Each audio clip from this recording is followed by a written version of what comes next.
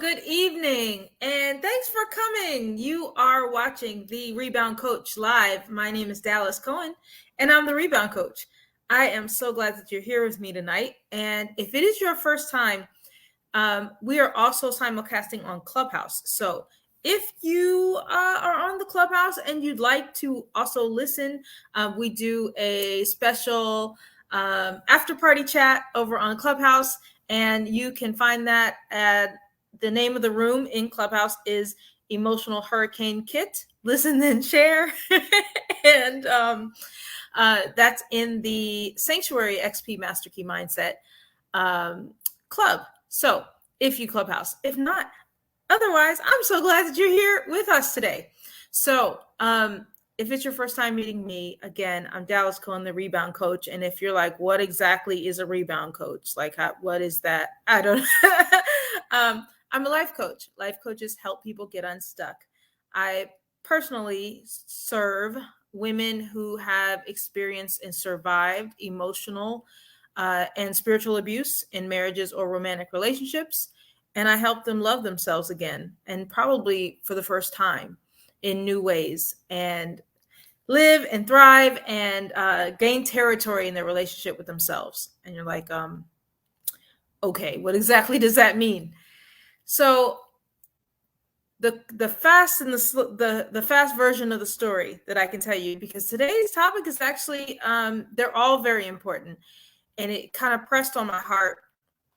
I do these lives once a week, and I talk to different people, and their stories stay with me. If you've ever shared your story with me, it wasn't just a momentary thing. Your stories linger, and it ruminates in my heart ways to serve you. And so I was thinking about some people that I've encountered in the past week or two, and how I might serve them. And so many people are really, really in the press. They're in the struggle. They're in emotional crisis. They're in financial crisis. They're in family crisis. There might be in physical crisis. It can be a lot. And this is just life. This is not, special circumstances. Life happens to everybody. Grief happens to everybody. Loss happens to everybody. Challenges happen to everybody. And I thought about, how can I best offer, what to do when you're in a storm. And I live in Florida. So around here we have hurricane season, like a whole season. And, and they tell you to be prepared, have a hurricane preparedness kit. And so they say you have stuff for if there's no electricity in your house. You might need a generator. At minimum, you need some batteries, you need some candles, you need a way to communicate with the world if you don't have a cell phone, like a radio, those things. Radios outside of cars. Oh, radios, what? So you need some things to communicate. You need some things to get heat, some light. You need food and ways to prepare food that may not include electricity, right? So in Florida, they start sending out those reminders, and this is that time of year. So they're sending out reminders. Hey, we're getting ready to go into hurricane season. Do you have your hurricane preparedness kit? And, it got me to thinking, storms happen not just in the physical sense, but they happen to our hearts. Storms happen to our minds. Storms happen to our sanity. Storms happen to our spiritual walk. And I wonder how prepared we are. Or if we're in the middle of the storm, how equipped we are to handle what it is that life has dished out at the moment, or is about to dish out around the corner. And I found myself in the biggest emotional storm of my life about 3 years ago now. I can't believe it's been 3 years. About 3 years ago now, I had been married to a man for 10 years that wanted me dead. And I wish that was a movie plot, but it was my real life. And that didn't make a lot of sense for who I was and where I came from. I grew up in a strong faith-based home. I had two parents. They loved God. They loved each other. They were married for a lifetime. Great examples. So I wasn't set up for a broken home, in air quotes, right? At the same time, I was molested from the time I was 8 to the time I was 16. So that really shapes how you see yourself, how you see God in a house of faith, and for me, how I related to men. Fast forward, when I met the person I had married and then later divorced, there were definitely red flags. There were definitely reasons not to be together. And before I move on from that, so the way I normally tell that story is there was always red flags. However, I'm a woman of faith and believed that God was with us. And that is absolutely true. Here's the caveat I want to put out here, because there's a lot of advice, relationship advice, faith-based relationship advice, where they say, oh, well, make sure you've asked about these deep spiritual things, or, don't ignore the red flags, right? That's really the bottom line message. Don't ignore the red flags, because if you do, you'll be in trouble and then it'll be too late. I don't believe that is true logic or sustainable logic. Here's the truth, y'all. As I understand it, everybody's got stuff. Everybody's got stuff in their family line. Everybody's got stuff spiritually that's messed up. They've got things emotionally that's messed up. If you've been alive on this earth long enough, you got stuff that's messed up, stuff that you're going to spend the rest of your life unlearning and healing from. That doesn't mean that we should be, broken in a sense where we're not able to function, or, broken in a sense where we're doing destructive things. I'm not saying that as an excuse to stay busted. I'm saying that as a reality check for when we're choosing partners. I think the assumption there is we're trying to find a perfect partner, or a partner where there's not going to be something that blows up on us. And that's not real. That's not real. Doesn't mean you got to have a story like mine, to be sure. To be sure. People were shouting at me about red flags early on. And it's not that I couldn't see them. Some stuff I didn't know about. I know he was going to be like a serial adulterer, y'all. Like, I didn't know that part. Okay. But there's stuff I did know about. And what I kind of hedged my bets on is, number one, God is with us. And because God is with us, I believed that whatever would come, we would overcome it. We would outlast it. I would have grace for it. And the truth of the matter is I did, until I didn't, right? There was grace until there wasn't. So trouble came right away. It never quite went away. We got into this cycle of what I call coping in crisis, where we were kind of barely making it, and then there's a big blow up, and then we go back to barely making it, and then there's a big crisis, right? Emotional hurricanes. And these were not just emotional, they were spiritual hurricanes. They were, your family dynamic hurricane. Like, financially, it was a lot, y'all. And over the years, they got worse and worse and more frequent. So end of 2019, beginning of 2020, 3 years ago now, everything kind of came to a head. The man I had been married to decided to leave for another woman. And I found out him and that woman had been plotting my murder because he believed so strongly that God was going to take me out. And when he didn't, the woman he was with was like, well, here's what you need to do. I found out, after they had been plotting this for months. And so, as you might imagine, everything in the world stops. Everything in the world stops, right? I was challenged as, a human being, as a wife, as a mom, as a woman, as a coach. I had been coaching people on marriage and how to stay married and how to deal with tough emotional relationships for like 5 or 6 years. So if you can imagine having a platform on this idea of you stay married until you die, and here's how, and then this situation is happening to me, you know, I had a choice to make. I could allow the identity that had been plotted out for me, and quite frankly, I had agreed to. We teach people how to treat us with what we choose to allow in our lives. And I had chosen to allow adultery for 10 years. I chose to allow adultery. Did I make him cheat? No. Did I drive him to cheat? No. As a matter of fact, we covered that last week about making people cheat.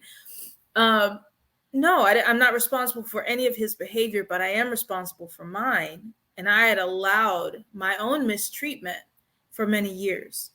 And so it just progressed and progressed and progressed. So I could allow that to continue to progress, or I could choose life.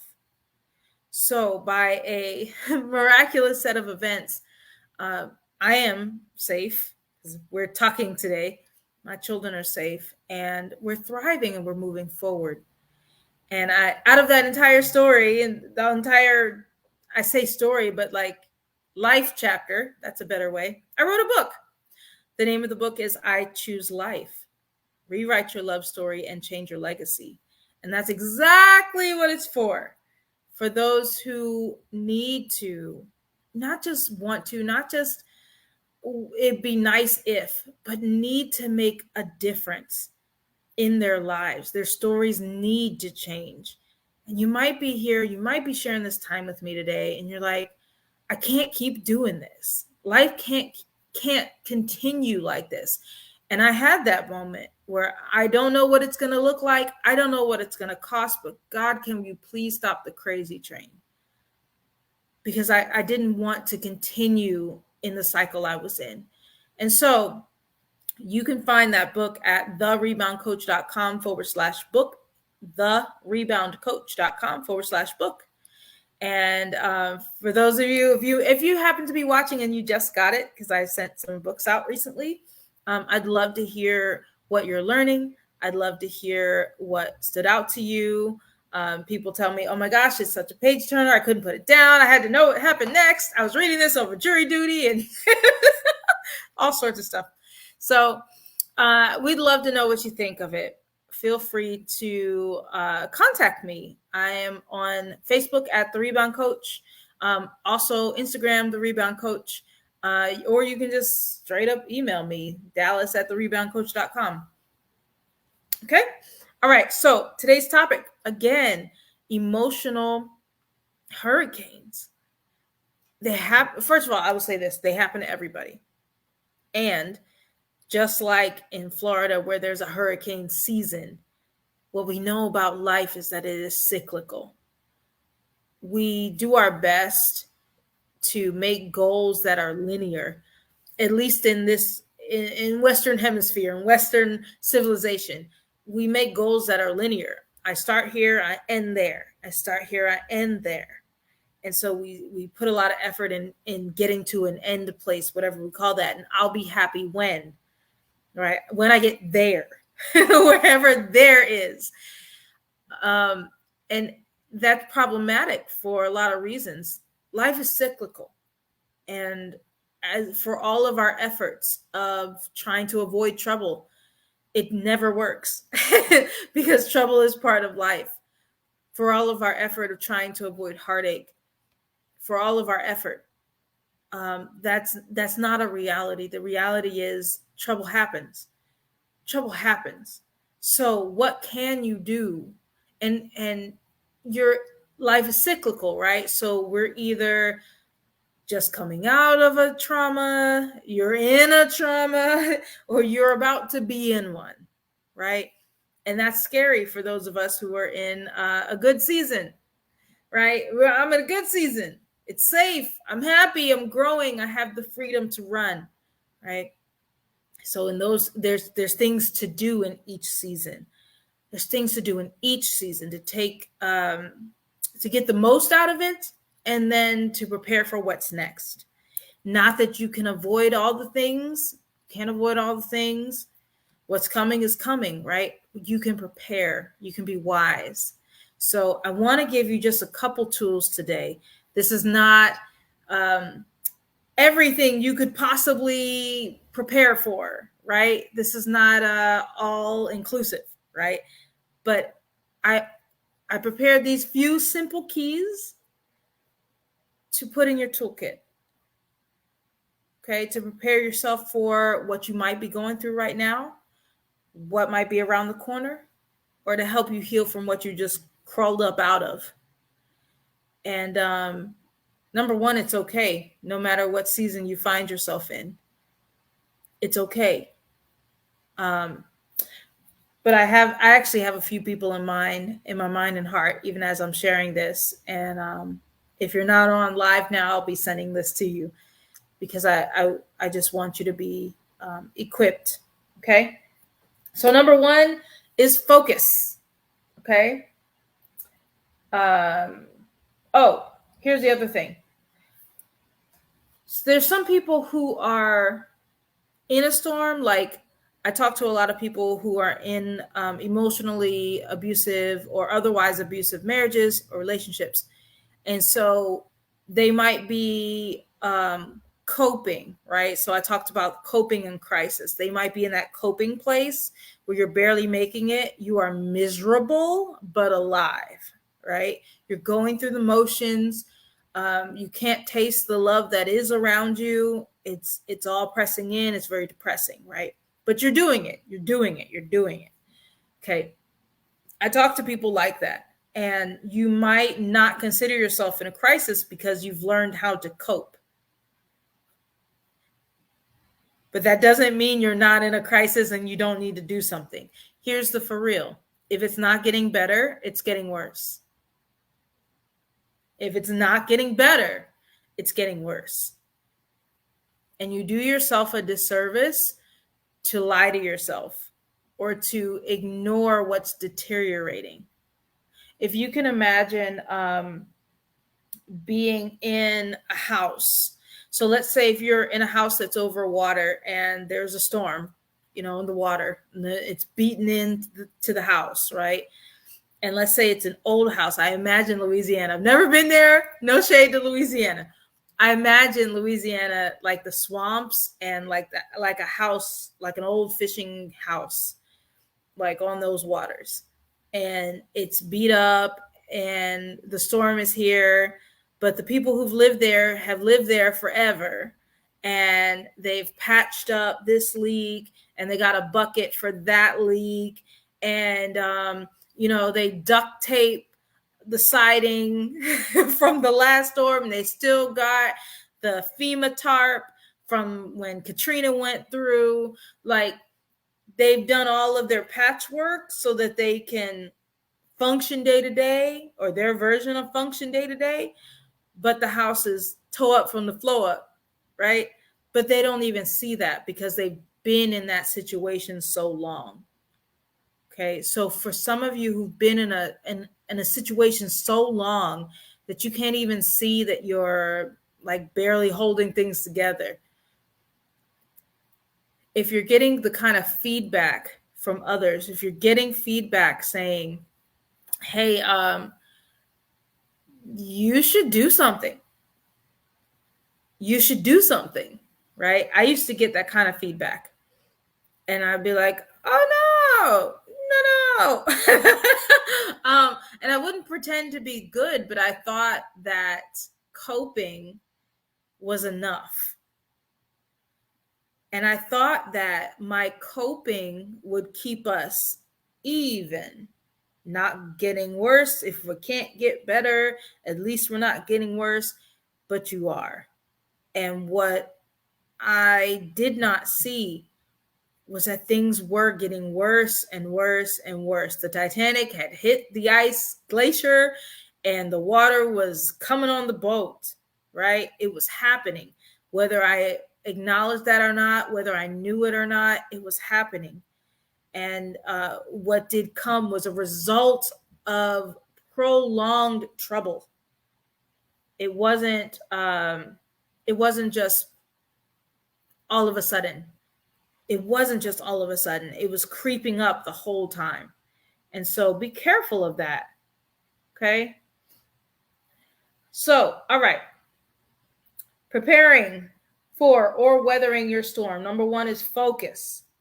Cut out all unnecessary distractions.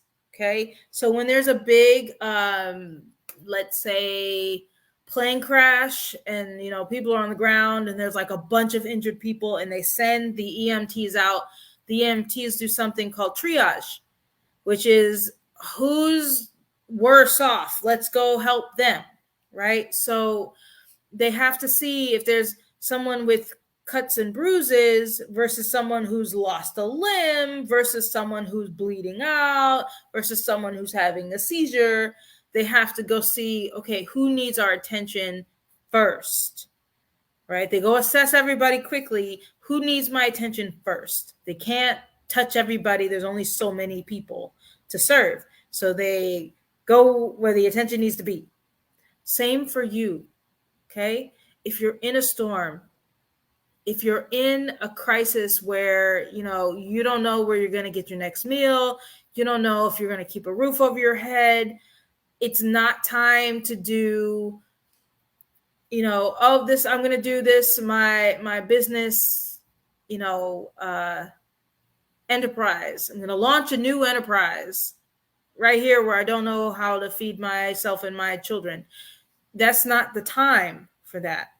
Now, I know some of you be like, well, my dream, my vision, and God, my vision and his promise. Like, I hear you. I'm not trying to steal none of your shine. Here's what I know. That's the cut and bruises. Matter of fact, it's not even that. It's like, this is what you do when you are stable and healed and you can run, right? You can't run on a foundation when you got like busted knees. Okay, that's a good one. You can't run when you got busted knees, right? You got to pay attention to the knees, right? So if you're trying to keep a roof over your head and eat, it's not the time to go like do this big fancy thing. You get yourself squared away, then you can go do the thing. Okay, you're not going to miss out on like the greatness that God has for you if you cover your bases. And it is not my opinion that God requires, and people say, well, I got to go be obedient to God and do this enterprise thing when I can barely feed myself and I don't know what I'm going to do. It isn't. I used to be of the opinion that God's will required intentional suffering. God's will required suffering. I write about that in the book. I call it Glory in the Struggle. There's an entire mindset around, if God means for it to happen, it's going to be hard. And if it's too easy, that must not be God, because God is for suffering and struggle. I don't find scripture to support that.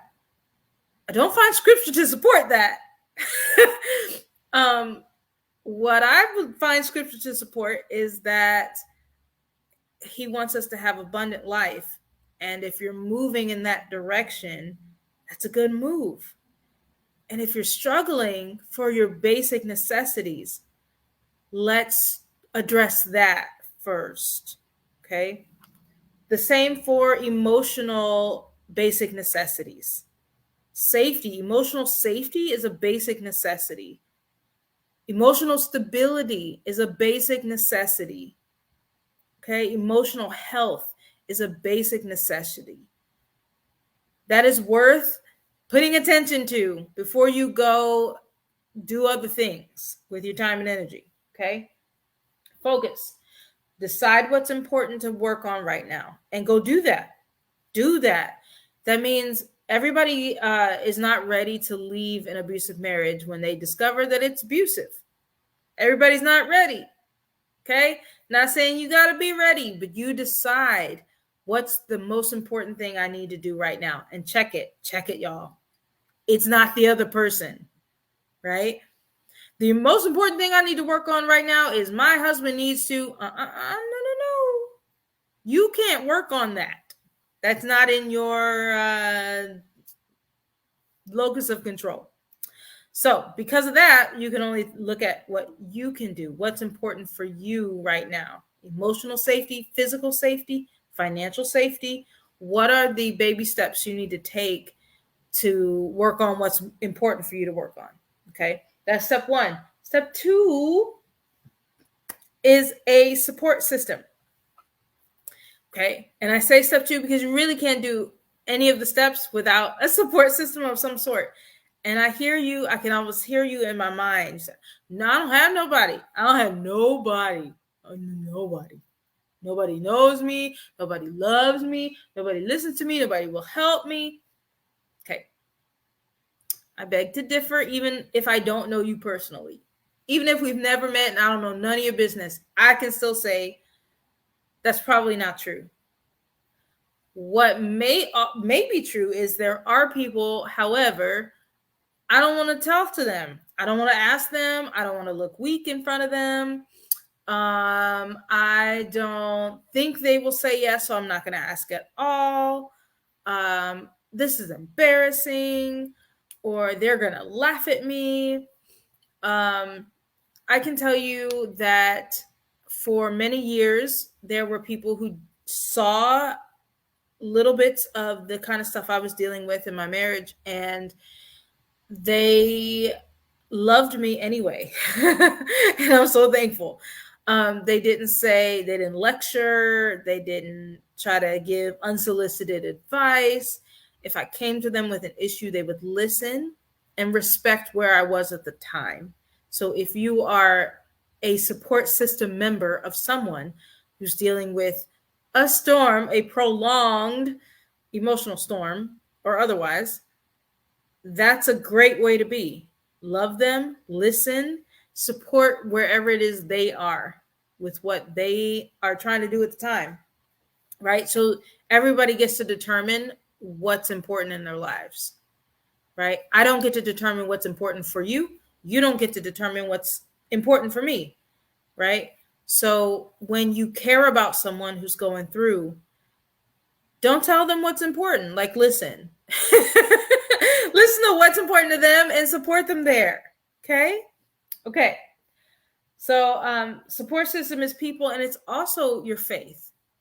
No matter what faith you may ascribe to, it's important to not do life alone. Okay? That's important, to not do life alone. It comes with ups and downs. It comes with storms. That's the season. It will always be this way. And as long as we're here on this earth, there will be those seasons. We're not meant to do life alone. We're not created for that. So I would encourage you, and not just, the fellowship of other people, but a fellowship with divine. Okay? We can't do this by ourselves. Clearly, nobody made their own self breathe, right? Like we didn't power ourselves up.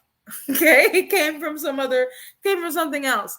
So acknowledge that and lean on the divine. Okay? So number 2 is support system. Number 3, this is my last point, because again, I just want to give you a few tools to think about and how you can prepare for yourself. And that is straight from the hurricane preparedness plan, an evacuation plan. Okay? An evacuation plan. And think about it in the natural, right? Think about real, evacuation plans. You got to know where you live, where your house is. When a storm comes, are you gonna get flooded out, right? So there's in Florida, we have evacuation zones, right? So if you live real close to the water, you better hightail it up out of there. And if the affluent places near the water, the houses are up on like stilts. I don't know the right word for it, but they're up high in the air or up on a hill. So when certain flooding comes, the house is not immediately flooded out, but there's always a risk. When you're on the water, you're in the evacuation zone, like zone A, B, and C.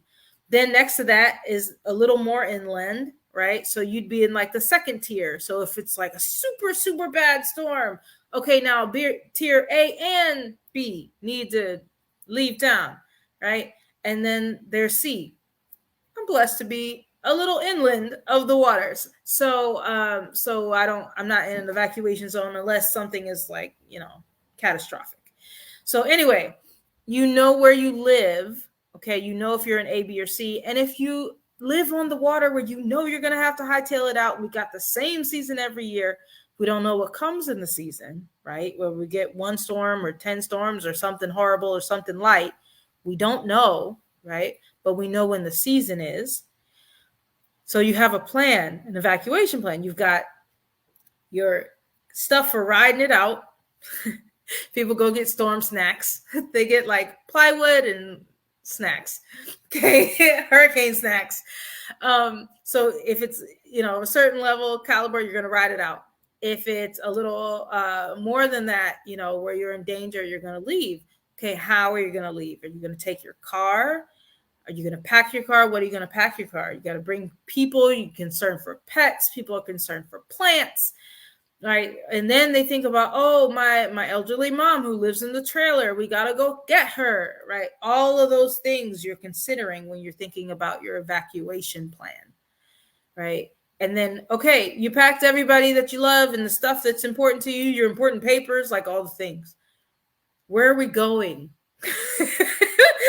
Where are we going to go once we've evacuated? Okay. So that's part of the plan too. Where are you going? Is it far enough away out of the danger zone? If you go from one destructive home to another destructive home, have you escaped the evacuation zone? Just going to let that sit in the air. Okay.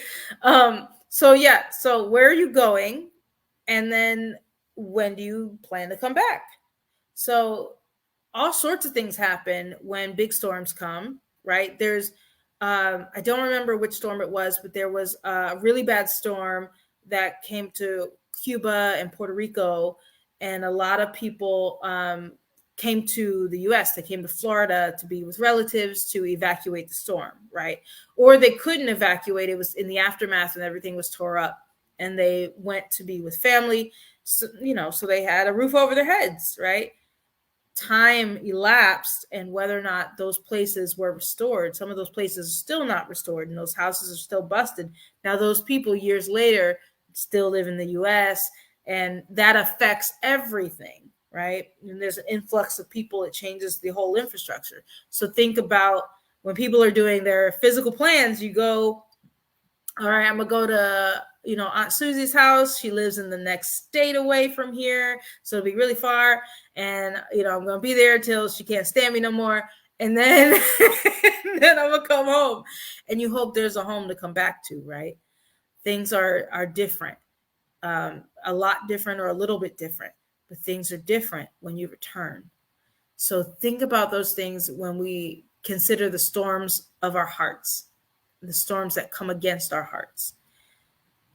Do we have an evacuation plan? What does that look like? What does emotional safety look like, and how could you get to it? It's not a simple question. Or I'd say it might be a simple question, but it's not an easy one, right? Where are your go-tos? In the practical sense, where do you go when you need to vent, right? And sometimes people's evacuation plan are love hungers. Okay, so those are addictive things. Those are social media and TikTok and food and sex and substances, drugs, alcohol, right? Those are escape mechanisms. Clearly, escape mechanisms. Not healthy ones, but that's their function, right? So you're out for a hot flash, right? When we watch a movie, when we consume media, we're distracted for a hot flash, and then it's over. And then we want to get distracted again and again and again. Eventually, you got to go back to that house, see what's going on, repair, restore. Okay. We don't want to stay evacuated forever. Right. And if we're running from every day, we got to fix that. My hand is up too, me included. If we are escaping from every day, if we're escaping into social media, if we're escaping into television, alcohol, drugs, sex, escaping on the everyday, we got to fix that. Let's create lives we don't have to escape from. Let's create relationships we don't have to escape from. Let's create families that nobody wants to escape from. I'll leave you with that because that's a lot. We're in a spiritual season called Teshuvah. And Teshuvah means to return, to repent and return. I know that's a big word, repent. Ooh, comes with a lot of weight. Repent and return. It's a realignment spiritually. It's a time to make things right between you and your creator, to make things right between you and yourself, to make things right between you and other people. And we create a sacred space for that kind of activity to happen. And it's coming up really soon. It's called Sanctuary Experience. It's coming up on September 16th, 17th, and 18th. It's literally a month away. Oh my gosh, I can't believe it. Oh, it's coming up so soon. So I do want to share a video of Shaneska and her sanctuary experience. She came to the one we had in spring. And then I'll share with you how to join this sanctuary that's happening in a month. Hi, my name is Shaneska. They call me Tiki. And I just experienced the sanctuary event. This message is for whoever is on the fence of should I do it, should I not, whatever limitation, whatever you have in your mind that is telling you maybe or don't go, shut it off and please just come. Come willing, come expecting amazing connection with God. I am not the same. I am just in awe of what God has done this weekend through the servers, through the attendees, and I'm just like so grateful that I came here and experienced it for myself. I am taking this, and this is a core memory for me right now. It's an amazing thing. So please come, reserve your seats to the upcoming events. Go to the website, do whatever you got to do to get the information and do it and come in, because it's going to change your life. It's going to change your life, whether you're a leader, just a person that is newly in the faith, whatever it is, just come and come willing to receive and let go and let God, literally. So please do not miss the next one.